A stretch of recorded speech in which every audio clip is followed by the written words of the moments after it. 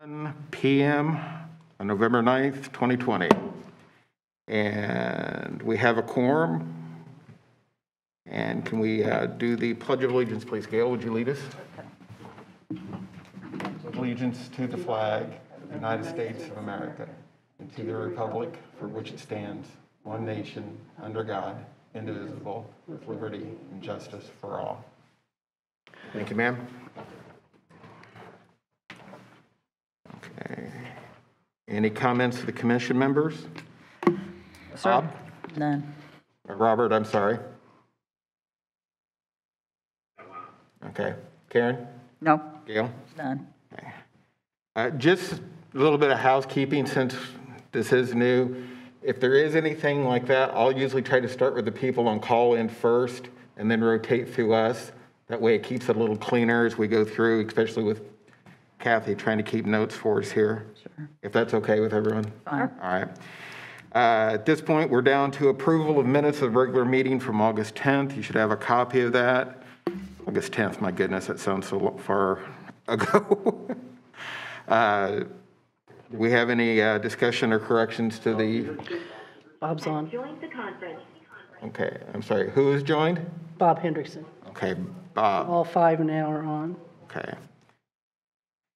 All righty. So now I'm looking for a motion to approve the minutes from August 10th. So moved.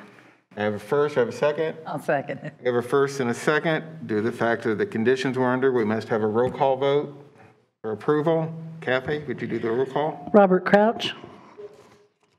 Aye. Gail Garten. Aye. Bob Hendrickson.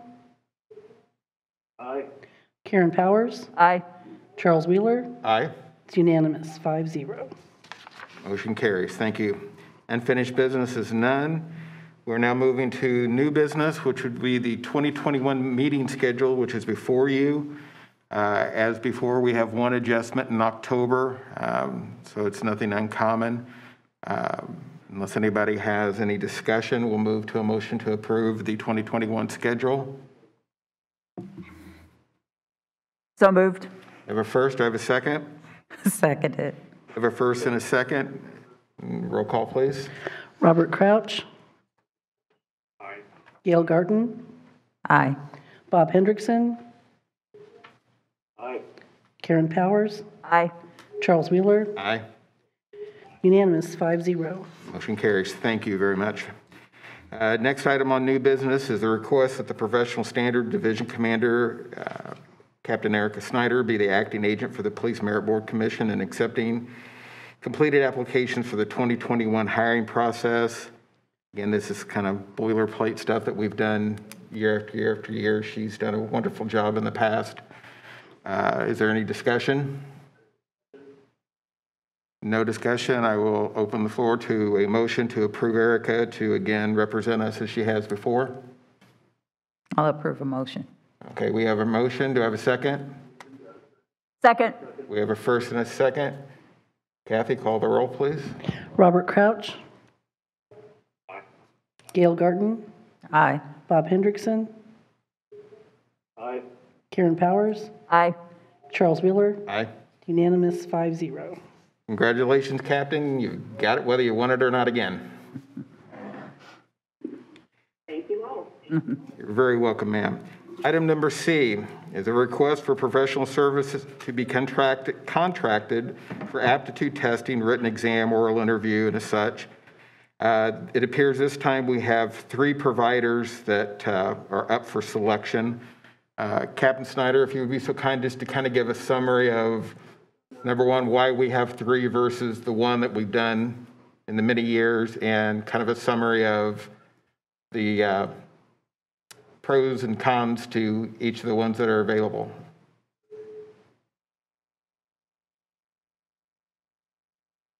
Just so you guys know, I'm getting a huge echo, so I'm not sure if you guys are asking me a question or not. Okay. We are just wanting to know if you could give us a summary of the why we have 3 choices this year, unlike the other years, and 2, kind of a comparison in your opinion of your choice for the out of the 3. Okay, so I'll start with the breakdown that I've done. For the Fpsi, did a total breakdown for their costs. They have two different scenarios. One where we can grade the written test in-house, or we can send it back to them and they can grade it there. This is from California. So the in-house grading for us to grade it is $1,837.50 approximately. That's based on 100 applicants. If they grade it and we send it back to them, it's $2,025. They do not offer oral interview, so we would have to contract with IPSP anyway to do the oral interview. I do not know what it would cost for IPSP to do, not IPSP, they're testing for public safety now. I do not know what they would charge us for that, to include taking all the scores from another company and including it into their new scores to give to you. I don't know how that would work, but that's the only way we could do the oral interview, unless we hire the post company who does offer oral interviews. And for their total cost, and this is for testing and oral interviews, based on 100 applicants for the written and 50 applicants for the oral. If we do in-house grading, this company Post is from Chicago. It's $6,968 for shipping and handling. If we allow Post to grade it themselves, it's $7,908 for shipping and handling. If we have the Post team come here and train our board members and grade the testing, it's $7,908 plus handling plus travel expenses for the board. With the two, we have Fpsi. They test on mathematical reasoning, writing ability, situational judgment, human relations, and reasoning analyzing. Post tests on arithmetic, reading comprehension, grammar, and incident report writing. Which our third one is testing for public safety. Again, this is based on 100 applicants taking a written test. Their total is $3,650. They handle everything. We never test the test, and they monitor the testing site. We're only there to collect money from the applicants and sign them in. Then they do the oral interview, and this based on 50 applicants, is $3,450. Again, they do everything. They provide all the questions and anchors. They come in, they train the board, and they also stay there and monitor it. Their total cost is $7,100. If we look at what they test on learning and applying technical information, communicating effectively in writing, following written instructions by completing forms, remembering, identifying information, and observe and report events accurately. It's really the best I could do on a breakdown. Thank you. That's very thorough.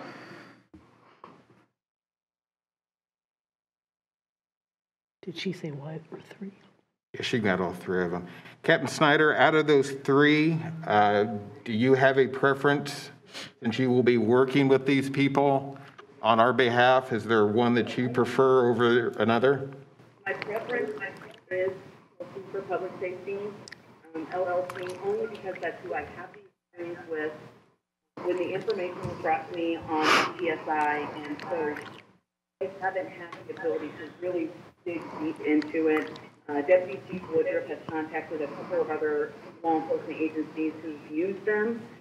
There hasn't been a big sway of yes, absolutely we want them versus don't ever use them, and everybody's been right down the middle of the road.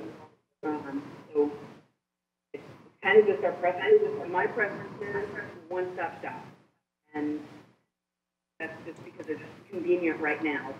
We're dealing with COVID. I don't know what else is going to come in the future. If everything goes to an online testing, then I guess that's really means to approach Post or Fpsi. because testing for public safety is in person, no matter what you do. But we currently have the facility to comply with the CDC guidelines.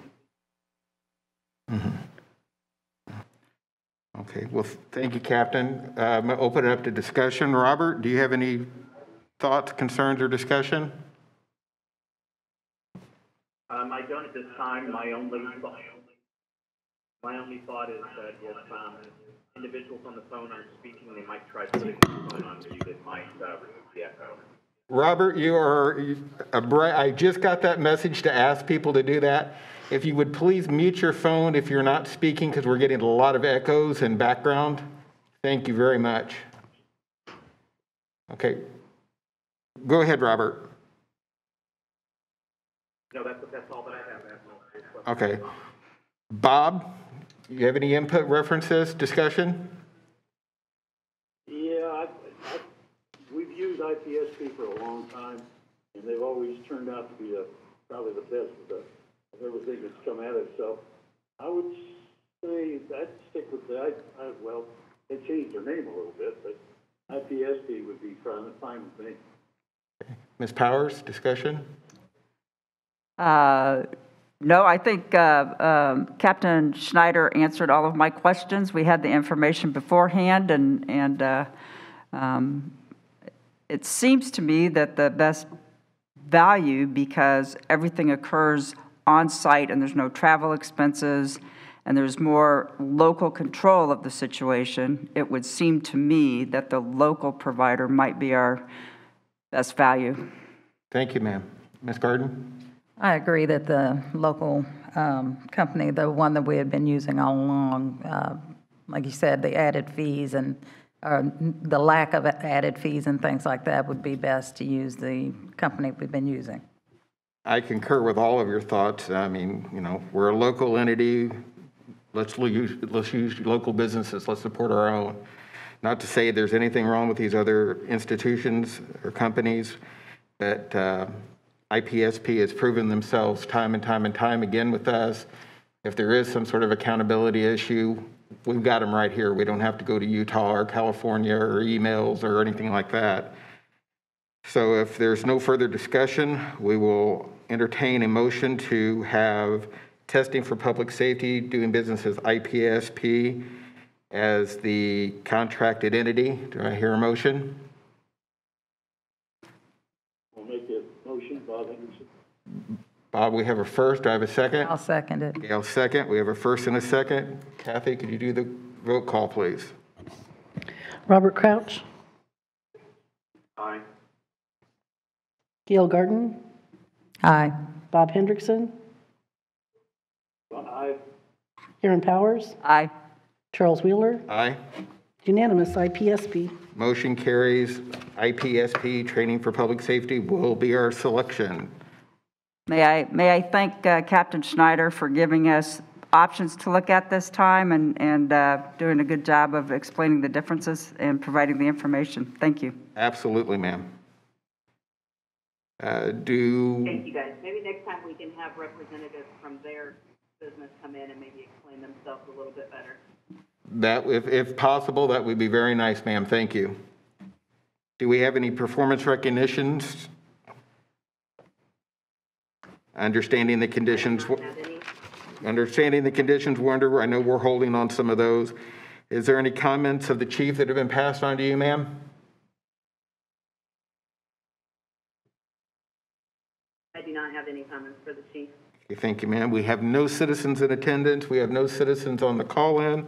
And no one emailed me, so. None on email either, so we'll move on from that at this point. Having none, if there's no objection, we will go to adjournment at 6:15. We are adjourned. Thank you. Thank you. Thanks, guys. Good night. Thank you. Thank you. Everybody stay safe.